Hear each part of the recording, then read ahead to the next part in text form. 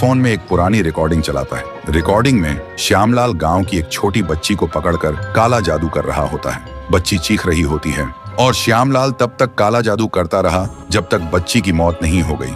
एक अंधेरी काली रात में एक आदमी जंगल के रास्ते से घर जा रहा था। तभी अचानक उसे एक पेड़ पर गला कटा हुआ एक आदमी उल्टा लटका हुआ मिला। वह आदमी डर के मारे चिल्लाया, ये क्या रे बाबा?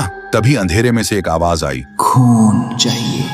फिर सुबह जंगल में भीड़ लग गई थी। सबने देखा पेड़ पर मुखिया का चेला गला काटा हुआ लटक रहा था और नीचे मुखिया की सिर कटी लाश। गांव वाले देखकर बोले, कर्मों का फल है, पर किसी को पता नहीं चला ये किसने किया।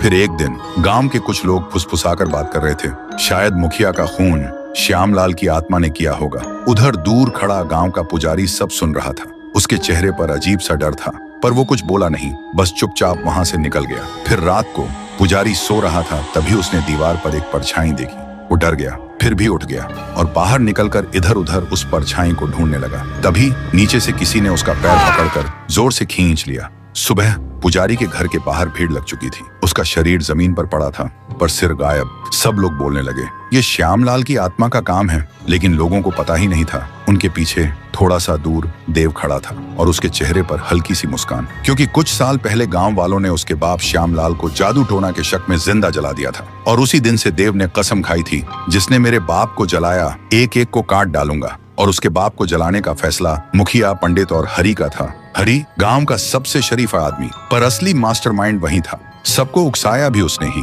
और अब अगला नंबर हरि का ही था। लेकिन हरि को पता चल गया था अब मौत उसके दरवाजे पर है। फिर रात को देव अपने पापा का वही जादू से बनाया हुआ चाकू लेकर हरि के घर पहुंचा। वही चाकू जिससे उसने पहले तीनों को मारा था। वो देखता है हरि दरवाजे पर खड़ा रो रहा है। देव गुस्से में गरज के बोलता, हरि आज तू भी मरेगा। हरि बोलता, हाँ देव, मैं भी दोषी हूँ श्यामलाल की मौत का, लेकिन एक सच्चाई है जो तूने कभी देखी ही नहीं। हरि फोन में एक पुरानी रिकॉर्डिंग चलाता है। रिकॉर्डिंग में श्यामलाल गांव की एक छोटी बच्ची को पकड़कर काला जादू कर रहा होता है। बच्ची चीख रही होती है और श्यामलाल तब तक काला जादू करता रहा जब तक बच्ची की मौत नहीं हो गई।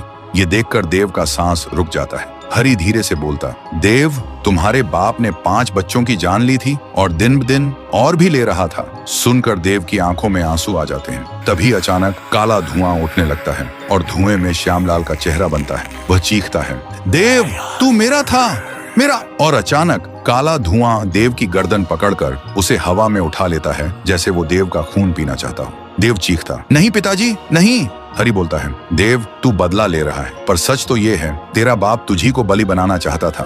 तभी देव के हाथ से वो चाकू गिर जाता है और हरि वो चाकू उठाता है और सीधा आग में डाल देता है। श्यामलाल चीख उठा और देखते